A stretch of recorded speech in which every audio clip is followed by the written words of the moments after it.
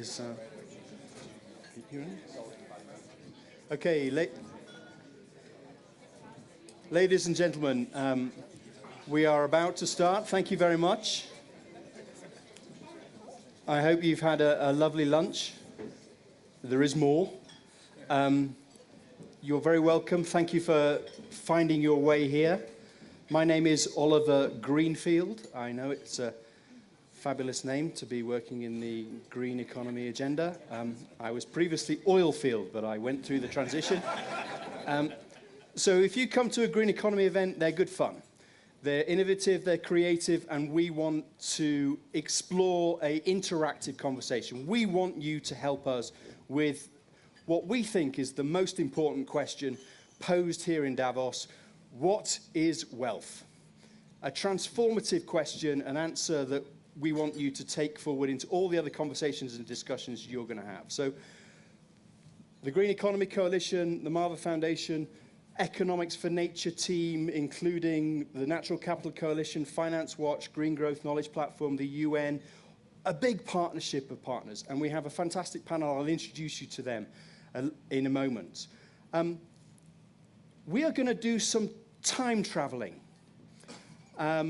That makes it exciting. We are going to go back in time to 2012. We are going to go forward in time to 2030. And then we're going to land this SDG tent like it's a giant TARDIS back in the present day, and we're going to work out what does this all mean. Okay, so we're going to do some time traveling. The agenda, I'm going to just introduce the conversation a little bit. We're going to then hear some from our Time Lords that are going to take us to 2030 and give you a vision of what wealth will look like in 2030. And then we're going to pose 3 questions to you. And those 3 questions are going to have a discussion for 15 minutes at table, meet people. You don't have to come to a consensus, because we're then going to do a little bit of interactivity. You're going to upload your own personal answers to those questions onto our technical system here, and we're going to create some word clouds of what the consensus of what the decisions are in here.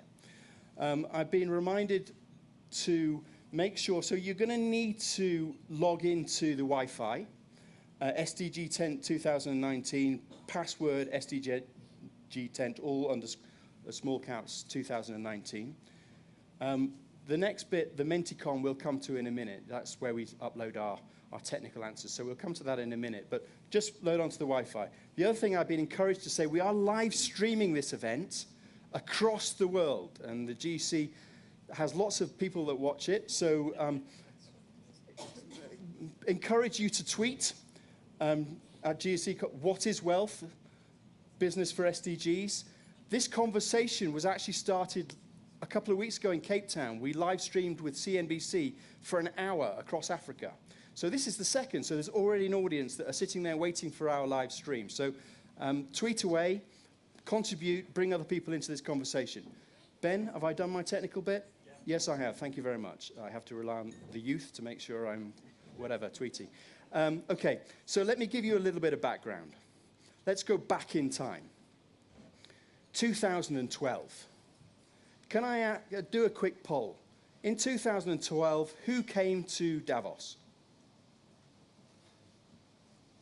Quite a reasonable number. In 2012, who went to Rio Earth Summit? A balance. So equal numbers, and quite a lot of people didn't go to either, so it's good that I will. Okay, so one of the greatest pieces of English literature starts to a novel, Charles Dickens' A Tale of Two Cities. It was the best of times, it was the worst of times. And I just want to give you a sense of that, 2012. There was a post-financial crisis jump. There was a sense of low interest rates, a boost to the economy. Things were growing quite quickly. There was a sense of optimism and growth here in Davos. And there was a sense of, well, we're good profits, good growth, good figures. A sense of positivity here in Davos. The best of times. A feeling of we were through the crisis, we were rebuilding. A sense of optimism. You walk over to the other side of the world, in Rio 2012, the Earth Summit, every 10 years the UN bodies and the Sustainable Development Community come together, and there was the worst of times. It was people saying, we're seeing the worst environmental degradation, we're seeing growing inequality, we're seeing persistent poverty. This is the worst of times. And from those depths of despair, two things were created. First of all, the idea that we needed a different sort of economy. The green economy was created, was mandated in that meeting. And the Green Economy Coalition, which is the organization that I lead, was there to help nurture that idea and bring it forward and make sure that it started to build bridges between these two worldviews. It was the best of times, it was the worst of times. Trying to make a conversation that was both sustainable development literate and also economically literate, bringing those two worlds together. The other thing that was born was the Sustainable Development Goals. We may not be able to decide what we think, how things should be done, but we decide on what we want the future to look like. The Sustainable Development Goals were born in that meeting, 2012. And now they have emerged and they've gone forward. So this tent is the SDG tent. But why are we talking about wealth? Why aren't we just talking about SDGs? And I want to just contextualize that a little bit before we meet our Time Lord visionaries. Okay, one of the things that we like best about coming to WEF is the global risks report. The sense that there is a growing sense of risk. And then we see them every year, and they're very similar to the worst of time discussions of Rio. There is a sense, if people talk about SDGs, that it is actually one of the key questions that we ask ourselves when we see the global risks. We call them systemic risks. One of the quick questions is, who manages systemic risk? How do we get that risk managed so we have sustainable prosperity, we have decent opportunities to create our businesses or for run our banks or our governments? How do we manage those risks? Is it always about UN, or is there another way to manage that risk? And that leads us to this wealth agenda. This idea that there is a range of assets, but one way to manage systemic risk is not to create the risks in the first place, to do a better job of managing a range of assets, be it natural capital, social and human capitals. Indeed, many governments all get elected on, we're going to improve the state of life for people. How do we know if they're genuinely doing that? What do they measure to prove that they have improved the state of life? So this idea of wealth, of capitals, has come forward. And on that is where we are today. And now we're going to do a little bit of time travel. And I'm going to come to, these are some of my favorite people. Professor Cameron Hepburn, first of all, giving us a sense of where wealth is going 2030. So we're now transporting ourselves to 2030. Cameron, your vision of wealth in 2030, its implication. Thank you. Thanks, Oliver. I thought in order to look forward, I might start by looking back, and not just 6 years, because I'm from Oxford after all, but let's go back 100 years. And wealth accounting and wealth is a little bit like the electric car. If you go back 100 years, we had the emergence of the electric car. It was the way to get around, other than using a horse. And it somehow got derailed. And a similar thing happened with wealth accounting. Of course, I would say this, but it was a joker from Cambridge called Keynes who derailed us and got us focused on GDP, measures of activity, instead of understanding the real stocks of what is valuable to the nation. And so I'm pleased to say that there's Oxford that's going to get us back on track here. It's the Oxford Martin School. I see Charles there, and I direct the Smith School at Oxford. And quite right too. And if I answer your question, Oliver, look forwards to 2030, we've got some good momentum going here now. A few years ago, I think we go back to 2012. The idea that countries should have balance sheets, radical idea. I don't know how many of you are directors of a company, but if you direct a company and you don't have a balance sheet, what the hell are you doing? You're not satisfying your director's duties. But the idea that we could run a whole country without understanding what's on the balance sheet of the country is ludicrous. And we had the broad concepts mapped out in the UN system of national accounts in '68, but it's taken until recently to start to get this to really come through with these capitals. We had the UN Inclusive Wealth Report last year. The World Bank has got a major program on this too, with the changing wealth of nations. The UK's Treasury in the last budget allocated funds to the Office of National Statistics to develop comprehensive human capital accounts going forwards. And we're already in the process of having comprehensive natural capital accounts, which will be finished within the next year or two in the UK. And that's just where I happen to live.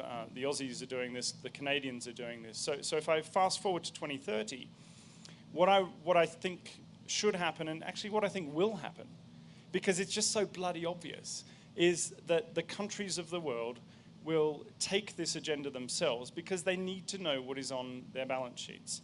It's not enough just to say, well, we were busy last year. You know, we had a lot of GDP.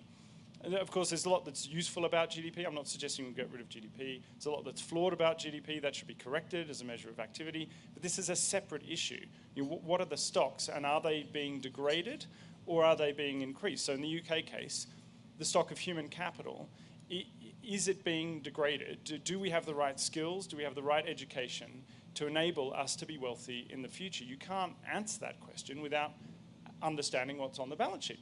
And the same applies to natural capital. We were having a discussion just beforehand.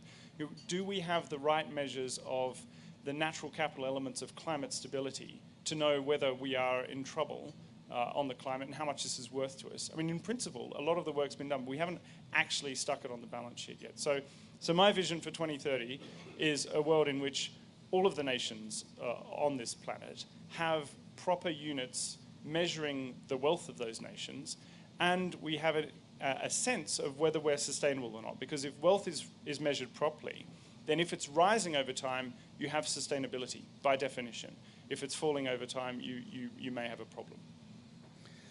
2030, all governments have got a balance sheet. Thank you, Cameron. Okay, so I'm next going to come to Lauren Smart, the Managing Director of S&P Global. And we know that credit ratings, credit rating companies, credit rating countries, an interesting perspective of 2030, whether or not credit ratings of countries and companies in 2030. Lauren, your experience of this agenda and where it is going at 2030. Okay, so in 2030, it's my hope that the sustainable finance market does not exist anymore, because sustainable finance is just common sense finance, and it becomes part of what everybody does every day, and that ESG, environmental, social, and governance issues will not be considered extra financial because they are baked into a financial understanding of business. And if that seems fanciful, I want us to go back in time to look at how far the financial markets have come in the last 20 years. So I'm not going to go back 100 years like Cameron. I'm going to go back to 1999 when I got my first job after university in fund management. And the whole field of ESG and sustainable finance really didn't exist. There was a tiny niche market in ethical finance that was really focused on faith-based investing, and a pretty well understood recognition that if you invest in a way that takes into account ethical issues, then you're sacrificing returns. Fast forwards a bit further. So after a stint in fund management, I went into international development and worked in the Department for International Development on the Millennium Development Goals, which at the time seemed completely bizarre as a career move. My parents asked me when I was going to get a proper job, and then I went to work for Truecost as a startup, looking at environmental externalities, and again, my parents are like, seriously, you're not going to go back into finance? And we move forward now to 2019, and Truecost, that little startup, is now part of a major international finance player, S&P Global. The field of sustainable finance is now considered by many to be mainstream. We see some of the biggest pension funds in the world incorporating ESG and sustainable finance in a meaningful way in what they do. We've just seen the biggest pension fund in the world, the Government Pension Fund of Japan, invest $27 billion into ESG and low-carbon strategies. We see the biggest asset owner in Europe, the $1 trillion Norwegian sovereign wealth fund, with very developed ESG and sustainable finance goals and strategies that are really baked into investment strategies. We've even seen default pension schemes, such as the Nest pension scheme in the UK, integrating sustainability as a component. These are massive, massive changes that have happened in the financial markets. There are 400 signatories to the Principles for Responsible Investment with $25 trillion of assets under management. These are vast amounts of money that are moving in a very, very meaningful way. And my parents have stopped asking me when I'm going to get a proper job, which I'm quite excited about. I see that as a clear step forwards. And if we look at what's going to happen next going forwards, we're on the cusp of the greatest intergenerational transfer of wealth that we have ever seen as an economy, as a planet. Millennials are going to inherit the earth in more ways than one. They will be inheriting the planet, and they are very acutely aware from their existing consumption spending patterns. They are moving money and using their spending power in ways that will change the direction of markets as well, because markets are not totally separate to society. They are reflections and mirrors of society. And so we've seen that throughout the history of financial markets. They evolve and they change. The Amazons and Facebooks that dominate the financial markets now were barely in their infancy 20 years ago. And those industries didn't even exist. So if we go forwards 20 years from now and think about where millennials will be putting their money and also their investments going forwards, I think it seems pretty reasonable that actually that sustainable finance will no longer be a field on its own, separate from mainstream finance. It will all become one. So my vision for 2030 is that there is no sustainable finance. It's just common sense. Thank you, Lauren. Thank you, Lauren. And I guess building on Cameron's point, if we have all nations producing balance sheets, perhaps there will be a moment when a country's AAA rating will be removed unless it has its own balance sheet and it isn't managing its own assets effectively. But maybe next to Michael Eisen now, I believe accountants will help save the world. And very explicitly, the Institute of Chartered Accountants of England and Wales, because by Royal Charter they have a public service interest. They have to respond to public service interest, and that or public interest, and that's distinction is what is value, how is it measured, managed, audited, reported. I probably got that in the wrong order, but Michael will be much more coherent than I. But the sense that in 2030, the Institute of Chartered Accountants have taken that public service interest really seriously and have been at the pioneers of helping to gestate the Natural Capital Coalition, now moving into the social capitals, the finance work, the accounting for sustainability. So many of our leading partners, Michael and I, the Institute of Chartered Accountants, have really played a central role living up to that. So one of our favorite organizations, and Michael, privileged to have you here, your vision for 2030, and what does accountancy look like in 2030? Thank you. Thank you, Oliver, and good afternoon, everybody. I don't know whether it was a divine hand tying things together, but this morning as I was having breakfast in the hotel, an invitation dropped into my inbox, and it was for a party tomorrow night here in Davos, and it's all about celebrating 2030 and the achievement of the Sustainable Development Goals. So clearly some other people have got similar ideas. But coming to what I would like to see in 2030, and I don't know, Oliver, whether you want a little bit of disagreement between your panel or whether you want consensus breaking out, but but let me just say first of all, the accountancy profession is, I believe, in a transitional phase. Lauren mentioned ESG measures, environmental, social and governance, and they are becoming increasingly mainstream for many of our major listed businesses. They haven't yet percolated down to the M and the S's, medium and small businesses, but they're getting there.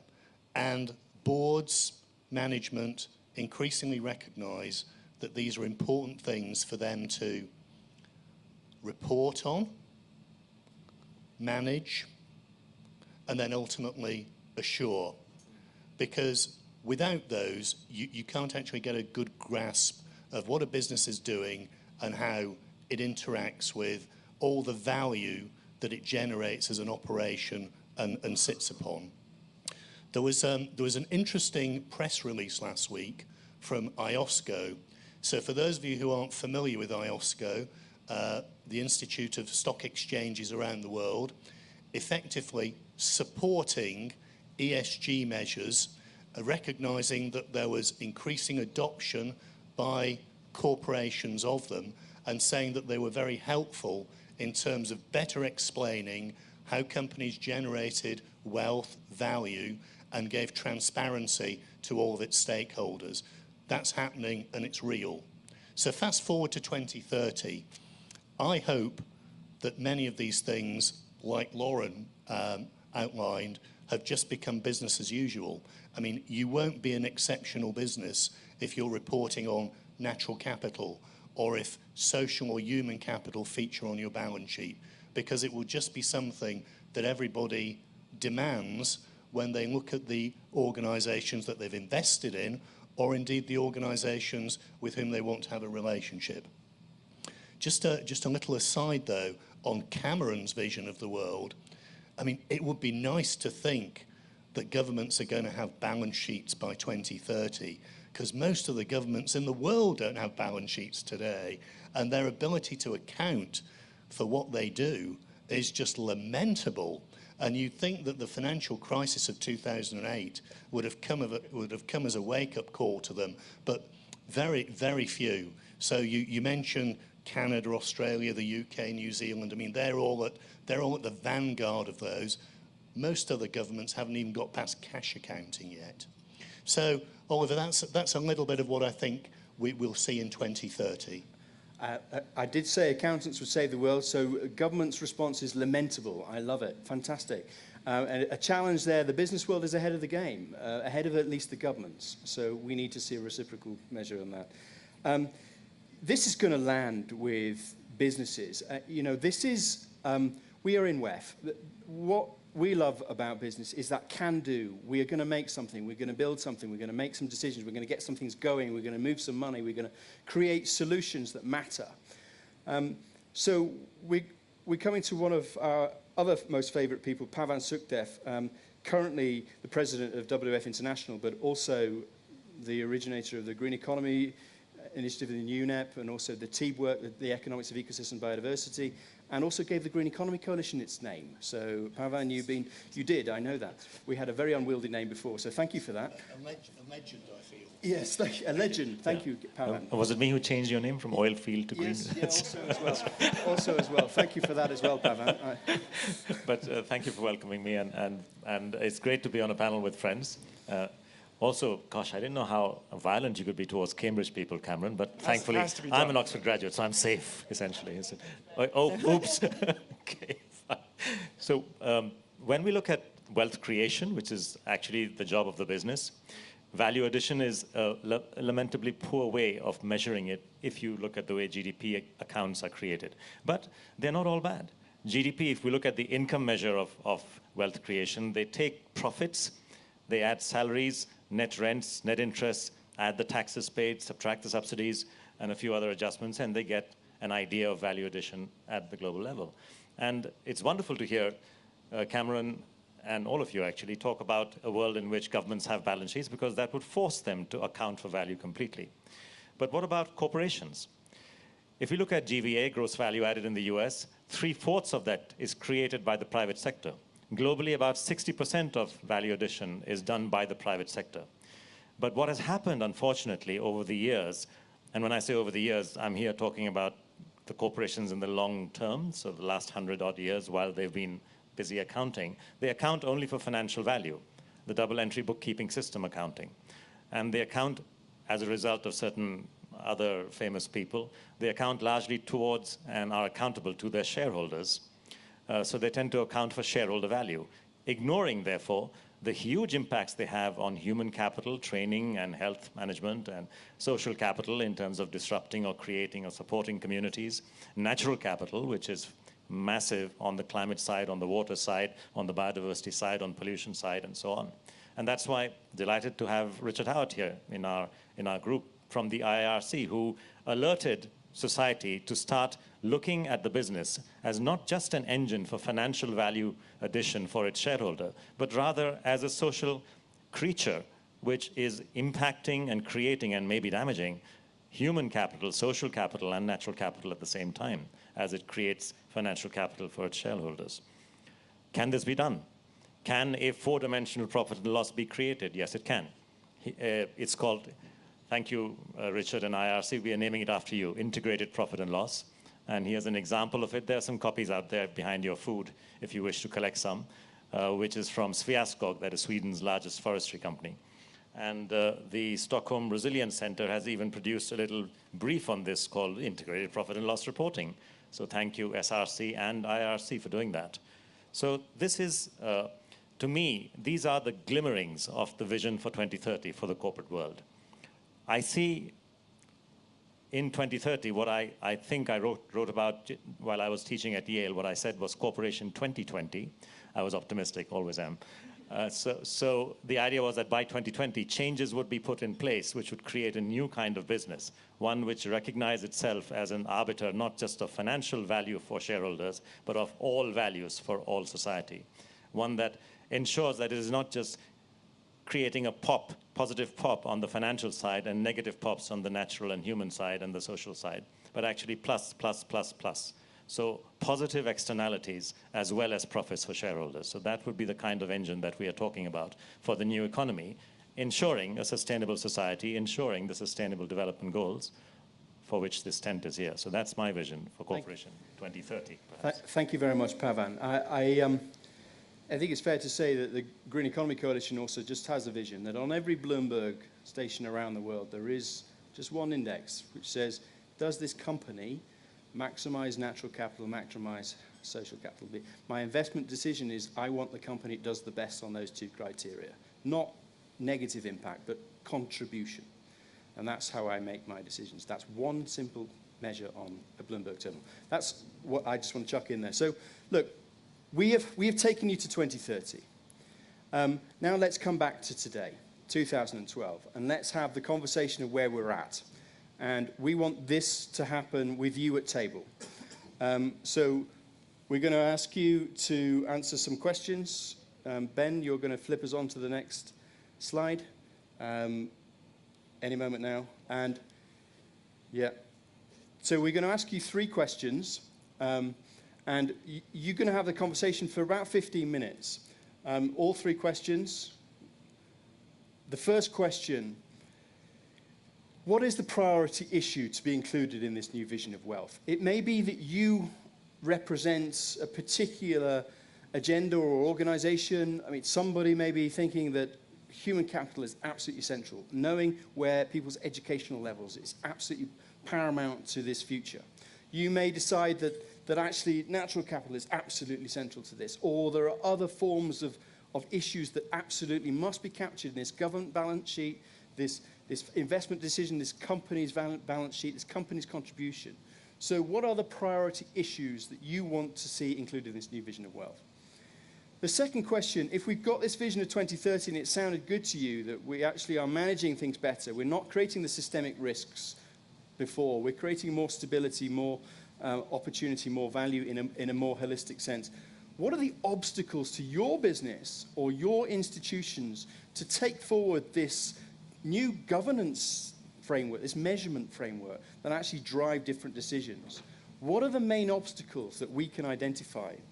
And then the final question, to get this vision to scale, who needs to do what? Okay, so it's about 15, 20 minutes. Meet some people at your table, use the opportunity to know who's here, and have a conversation about those questions. At the end of this, we're going to capture your thinking individually on each of those 3 questions. So there is a test, so you can't just talk about how lovely the snow is in Davos. We do require you to engage with those conversations, but please enjoy 15, 20 minutes of conversations at table. Thank you very much. We'll see you in about 15, 20 minutes. Thank you to the panel also. We will be hearing more from them, so you can applaud them at the end. Thank you very much. On we go.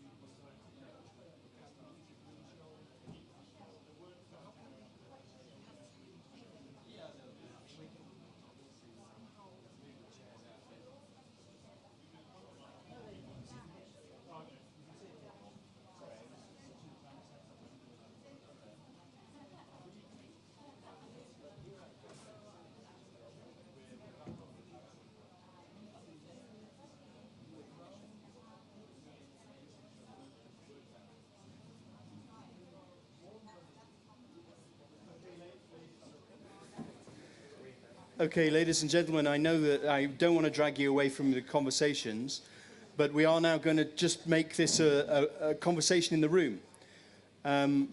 So I'm going to ask you you are hopefully all on Wi-Fi now. Very unusual in a conference, you're usually told to put your phones away. Well, please get them out. Let's be youthful and look at phones rather than talk to each other, as my 3 teenage sons do. Let's now, if you Google menti.com, is that right? Yeah, go to menti.com. You'll see you don't have to log in. You just need to put in that code, that 6-digit code, 465081. And I shall be the laggard to this process. So we will start when I've done it, because if I can do it, everybody can do it. So as soon as I've done it. Isn't he taking a long time? Yeah. My nephew said I love watching old people use technology.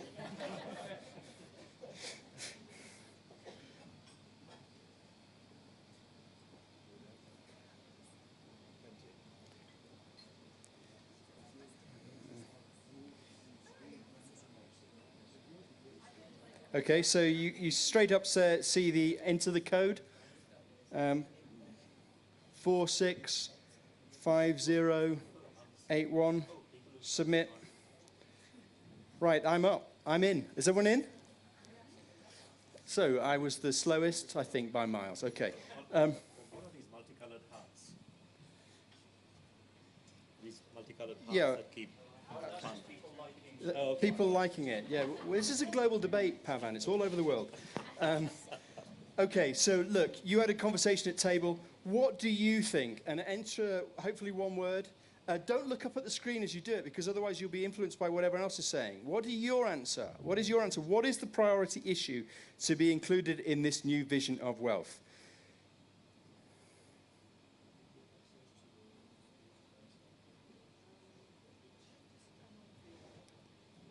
Well, you can enter more than one word. How very fair of you.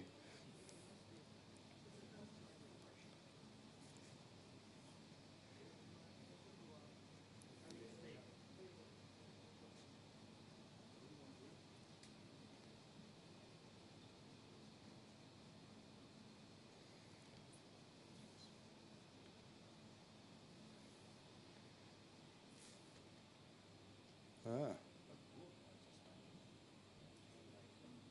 Interesting. Ben, how do I know when everyone's done it? They'll start getting bored and start talking. Okay, that's technology for you. Lovely.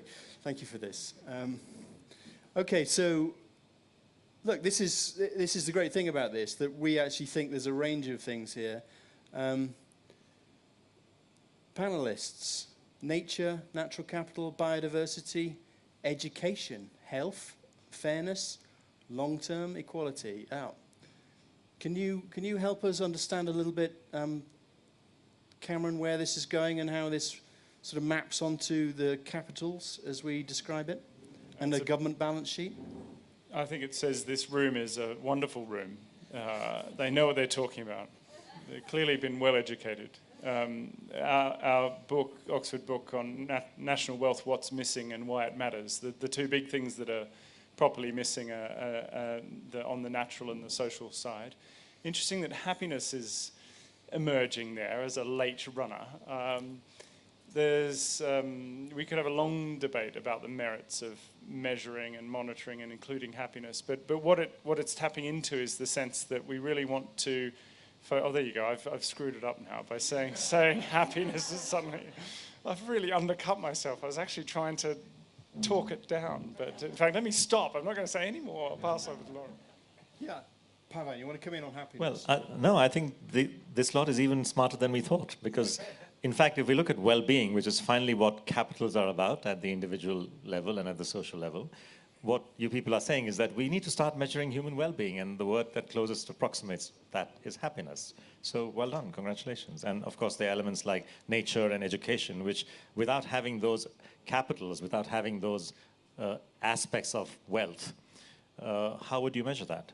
So yeah, we see nature, we see education is still there, yeah, and we center on well-being, which is happiness.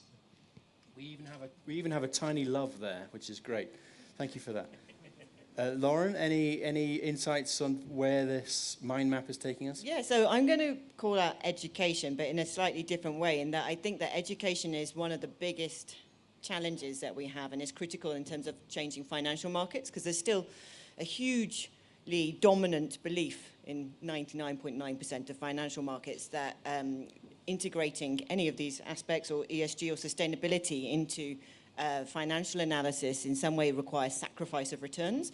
And whilst that view is dominant, it will pose problems for those that think that it's contrary to their fiduciary responsibility, and it will mean that sustainable finance will be niche rather than mainstream. Whereas actually, if you look at these issues as being part of the building of a successful business or a successful investment, and you're looking at sustainability through the lens of long-term sustainable cash flows, then there's no opposition between sustainable finance and fiduciary duty. And I think that there's a huge amount of work to be done on the education within the financial markets on that aspect, and that you do not need to sacrifice returns. Okay, thank you. I don't have to bring every panelist on every question, but Michael, if you want to come in. Yep. Just one thought from me. This word cloud is actually quite complicated. It's got many different areas in it.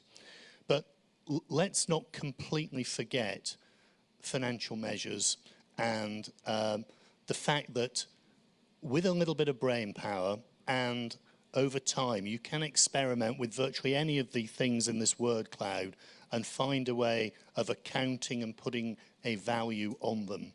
And to date, this is a relatively underdeveloped area because it's difficult and it's imprecise. And if you were to get corporates to do it, they'd be very nervous because of things like liability and the fiduciary responsibilities that Lauren mentioned. But if you can create a safe space, or you can create an expectation that people can experiment, you could actually put values on most of these things, which will allow us then to rank them. And things might move up and down the ranks over generations. Okay. Also, that complexity point is quite key here. We're here in the SDG tent. Nothing more. I mean, maybe we would probably look at those word clouds and map them across to SDGs. But the point about capitals was that we would find a way to find relationships between them and find dependencies between them, and find also the idea of how we invest in some to achieve other areas of capital growth. I'm going to go to 3 questions and then I'm going to open it up. If that's let's be more inclusive. I said we were going to be inclusive. I shall hold myself to account. Where's our microphone? I'll just borrow one of you. I'll borrow Cameron's. Thank you, Cameron. Thank you. I'm sorry, but what do you do with this result, happiness, when you know that happiness for a lot of people in the world comes from earning as much money in the short term, whatever happens to nature and to other people? Yep. So I think it's another level that's what we are looking for. It is, and let's see if we can start to answer that question with the next one. What we're trying to define from this is the sense that there is a sense of what matters for the people in the room, but also for a broader set of people. Not everybody is in that space, but clearly meeting basic human needs is essential. Okay, the next question. What is the main obstacle to your business or organization adopting this broader, more new vision of wealth? So this is just the sense that we do actually need to start to manage things in a different way. There does need to be a set of performance measures, be it a government balance sheet that says, I can't sell this forest, as the UK government tried to do. I'm going to manage it on behalf of society. That's an essential component. What are the characteristics? So everybody put in their word. I shall be last.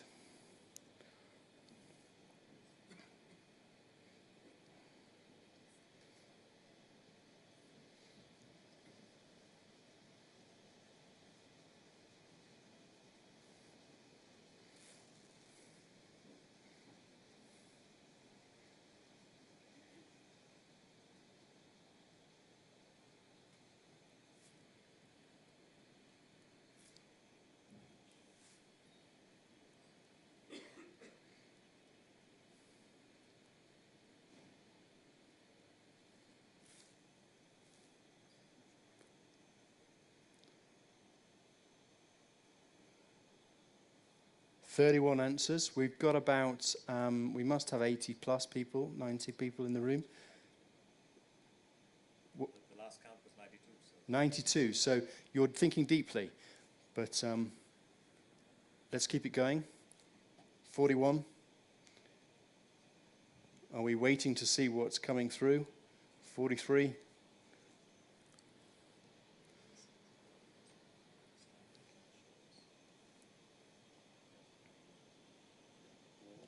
Oliver, can I say something about happiness while this is coming through? Yeah, please do. I think Pavan's right that obviously what we're after here is well-being or some broader measure of human flourishing.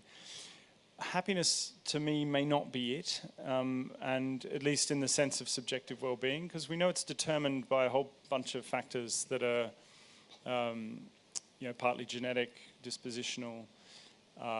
It's not everybody who gets happy by making more money, but it's a question in my mind whether that is truly what we should be aiming to achieve. And actually, I suspect all of us do things that we find fulfilling even though they don't make us happy at the time.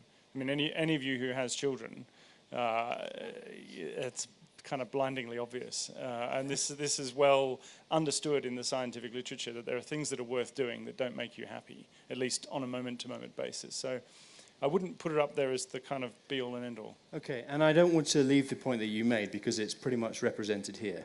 And it's not. This is not. The GC events are never about us just saying what we think. It's about having the conversation about the right things that matter and for all of us to come to some conclusions. So some of the conclusions that have been drawn that stand out: short-termism, greed, governance, I would assume governance failures, disconnected time, ignorance, too much suffering. So a sense that this is quite different way of thinking, and it comes up against some of the main barriers to sustainability more broadly. But again, throwing it open, Pavan wants to come in first. So perhaps I should have brought this up in my earlier session, apologies. But just a quick recap on what is wealth, because if you look at the Oxford English Dictionary, as I did, or some internet version that claims to be the Oxford English Dictionary, then they define wealth as an abundance of valuable possessions or money, right? Now, this is interesting because abundance, we get it, and valuable, which means value has to be associated with it, howsoever defined. Valuation is a human institution, and there are many ways of valuing things. And possessions, which means you own it, which means you have to look not just as the kind of possession. Is it human capital, knowledge, skills, health? Is it natural capital, the ability of the earth to survive and business to happen and resources? Is it social capital, trust, relationships, institutions, and so on? Is it physical produced capital, which is what we manufacture and deposit in bank accounts and so on? So it's not just the kinds of capital, but also possession. Who owns it? Whose capital is it anyway? Does it belong to individuals and companies and can be traded in markets? Does it belong to communities and cannot be traded in markets because it's a club good? Does it belong to society at large? It's the public good. So I think we need to sort of just dwell on that. And the problem that I was trying to summarize in my intervention was that today we define value too narrowly as only private goods belonging to the shareholder, belonging to the company. And therefore, we measure impacts wrongly because we are just measuring impacts on ourselves, the company, and nothing else, even though we have impacts in all other boxes of this 4x3 matrix. So I think a bit more thought is needed perhaps on just the new vision of wealth. And once we look at the obstacles to that, yes, I would agree with most of this. I mean, sure, short-termism is one of the reasons why typical, what I call corporation 1920s, and there is a history to this, continue to measure only profits, and those issues that have arisen is partly because of that, and greed, yeah, as a background. Governance, very important. I mean, governance is a very wide topic, but it includes having standards, it includes managing impacts and wealth, it includes having assurance, it includes all of those things that boards are involved in with companies. So I can sort of resonate with a number of these things, but I'm just worrying about the fact that people may have a different backdrop to what is wealth, the essence of our subject. Thank you. Michael, you want to come in? A few words that I thought might have appeared in this word cloud might have been things like vision and leadership, because quite a few of the things on the earlier slide weren't things that actually a management or a board couldn't do if they had a mind and a direction and a purpose to do it. So I can see that these obviously play a part depending on which definition of wealth you want to alight on. But there are lots of things that businesses and organisations can do with a leadership that knows what its purpose is and has a vision and, you know, a momentum to get it done. Okay. Okay, I want to take us to the next question because I'm not managing our time particularly well, but the next question, and we can make sure we bring this all together. We're starting to move into that space, so Tuck, next question. Ben will put his thumb up and say, okay, to get this vision to scale, I mean, you may have already put the thoughts in people's minds there, Michael, about vision and leadership. To get this vision to scale, who needs to do what? Who needs to do what? So this is actually more of, you can put more than a single word in. You can put, you know, something, a sentence in. We'll see whether or not we're going to collect these and see if there is some, at least, subject repetition. So I'm going to go.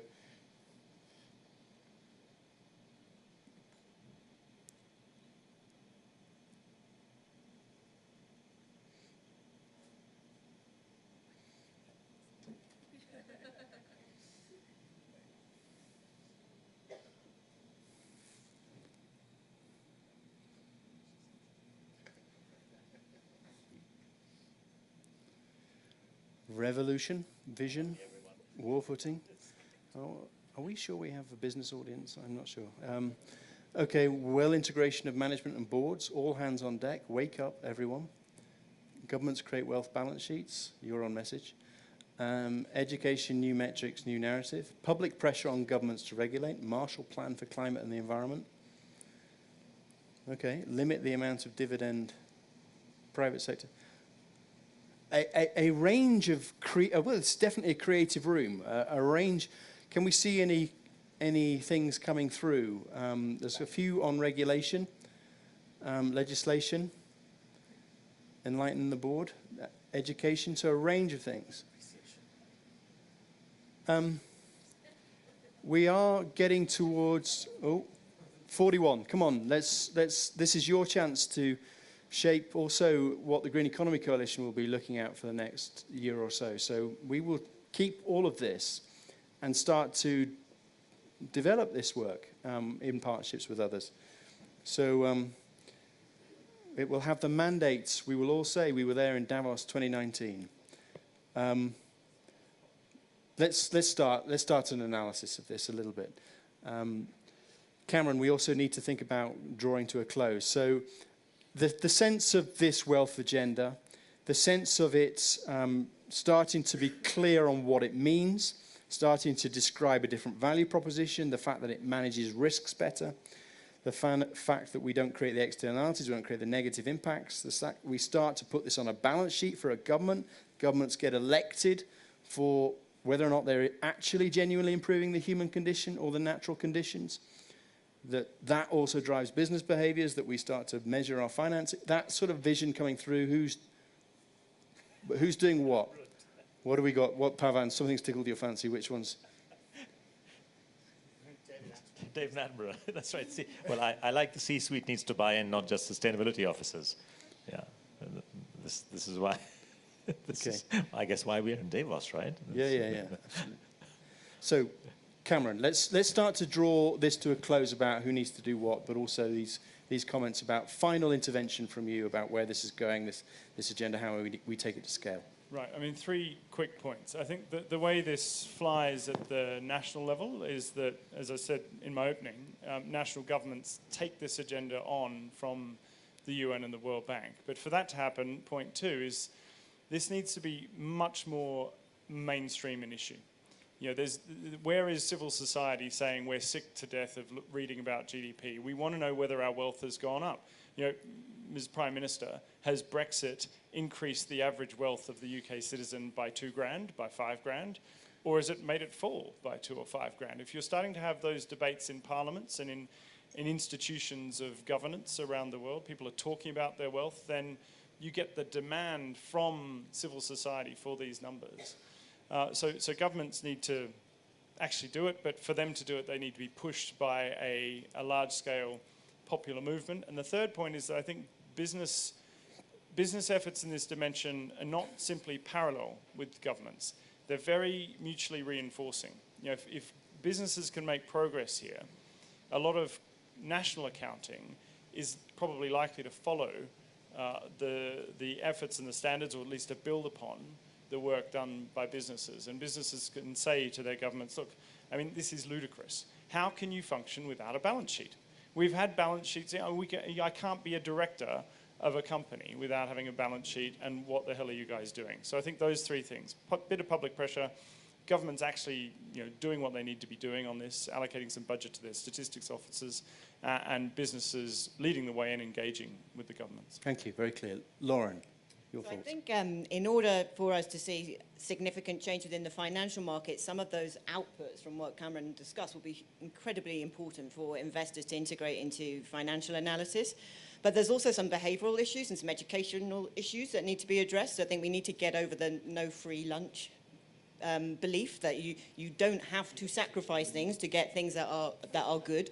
And we also need to make sure that we have enough investment products of different types, and that there's no tension between fiduciary responsibility and returns. So we need to ensure that investors can invest in a way which is not just in a very, very niche listed equity thematic sense. There needs to be different types of funds for different asset classes that would have different risk return characteristics that meet different parts of the asset allocation. But the good news is that we're in a period of punctuated evolution, and that we have a huge variety of new products being created, and green bonds is an interesting example. But there's a whole range across the whole investment spectrum. So that's good news. And Lovable Living Beings sounds like a great way to Thank do you. that too. I never thought we'd come to Davos and find a room full of hippies, but thank you very much. Thank you very much. Michael, I mean, not only a sense of what do others need to do, but a sense also accountancy profession, maybe. Thank you. So, two thoughts, Oliver. The first is this is a very well-informed room, I suspect, and lots of these comments have a lot of validity, apart from the one asking accountants to pull their finger out. I take that rather personally, but never mind. But I was hoping you wouldn't notice it. But the conversation we need to be having is in the Congress Centre, not in this tent, because actually the people who are going to make those brave leadership decisions and persuade their boards to do something differently are mainly sitting down the road quaffing champagne at the moment, and they're the ones who need to be talking about this, because you're already converted. So they've got the levers, they've got to be having the conversation. To get this vision to scale, I think we go back to a comment you made, Oliver, right at the start. Who is going to be globally responsible for nature, for biodiversity, for climate? In the financial world, the responsibilities sit with the Financial Stability Board, and they are responsible for the largest banks and insurers on the planet. You need that equivalent in those other areas, because otherwise no one's got enough purchase on it. Thank you, absolutely. Thank you. Pavan, final word. So I loved many of them. I especially like the one which says the regulators have to implement integrated accounting with the triple depreciation line. And of course, I think we know who did that. And I also like the one which says natural capital accounting has to be made mandatory. And natural capital accounting and reporting has to be made mandatory, or words to that effect. I must confess, I must tell my daughters that I was on a panel where one of the recommendations was impeach Trump. So that was there as well.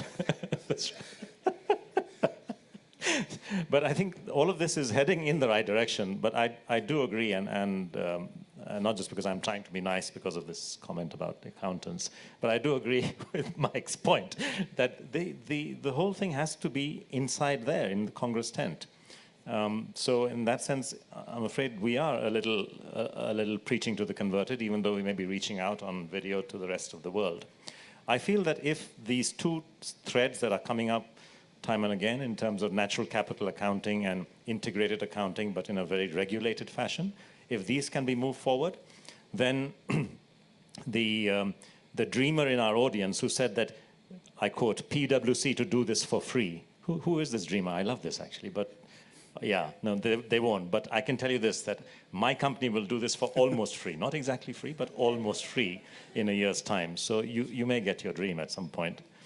So I think if we get that, and if we get the assurers, that's the 170,000 members of your august institution at the ICAEW and others, if they work on this, and if they believe that this is worth having standards for, performing and doing as a company, as a corporate initiative, and if the assurers can be committed to assuring that against those standards, then I think we have a viable solution, and we would be able to address the many obstacles that we talked about.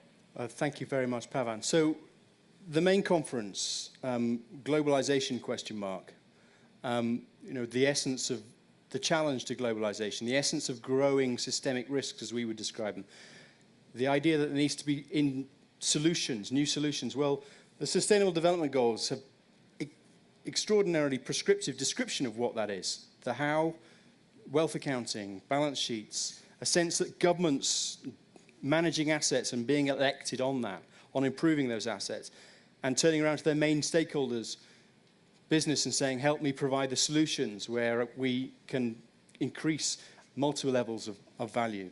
So it's been a fabulous, but one of the key points that was made here is it's not the conversation for here, it's the conversation for the main conference. But I would like to say that when Rio 2012 and the SDGs were born there, the best of times, the worst of times, it came from there, but it is now, the SDG tent is here. And for that, we are immensely grateful for Andre Hoffman and the Marva Foundation and all of the work, the different partners that we brought together across the week to have robust conversations about SDGs. There is a stream of events, and we're very proud to be one of them. But I would just like Andre to maybe say, maybe even Andre, I'm sure you'll hate me putting you off script, but really, how do we take this conversation up there would probably be also another useful contribution. But first of all, thank you very much for helping us bring all of these people together for this conversation. But I'll just pass it to Andre. Thank you. So as a champagne quaffing white badge holder, it's a little bit, it's a little bit difficult for me to summarize a session which I, of course, did not attend only part of the time. But I think it's important to understand why all this is possible.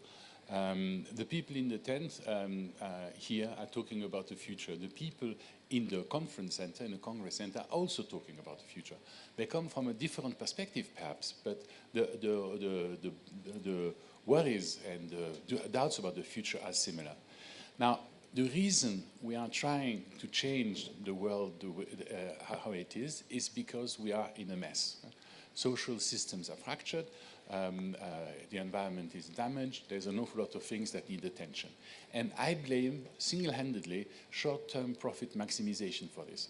We've spent 120 years running company as efficiently as possible in order to make the maximum money to be considered successful. Guess what? It's not working. We're now getting to a point where if you want to execute SDG number 1, eliminating poverty, we're going to have to eke out a little bit more wealth out of the system, in a system of which we know that it doesn't function, of which we know that it is short-term. So we need to redefine the field, we need to redefine the way we do things, and that starts by defining what is wealth. Yep. How can we decide what we are striving for if we don't have a common acceptable definition of what wealth is? So an awful lot of good ideas today. I'm really sorry that there's not something like this in my office. I would love to see what people think of me on a daily basis. But maybe that's for the future. But I just want to thank everybody of you to have trekked all the way to come here, everybody on the panel to have made this very interesting and very fruitful debate. We will take it on. The MAVA will continue to support this sort of work. And thank you to all partners in the coalition to have made such an interesting session this day. Thank you, Domingue. Thank you, Andre. Thank you very much indeed. So just two more thank yous. First and foremost to you. This is a conversation we want to keep going. This is, we think, the most important conversation. When we have an understanding of wealth, we make decisions differently. So well, thank you very much for this conversation. Please come and join us afterwards, talk with us, let us keep this conversation going. But finally, for our Time Lords, I would like you to share with me a thank you for our Time Lords. And thank you very much, everybody, and safe travels. Goodbye from the Green Economy Coalition. Have a lovely week. Thank you for coming. Thank you, Pavan. Good job, good job, good job. More fun? Yeah. Good one. Well done. Yes. Very good. Thank you very much. Yeah, good stuff.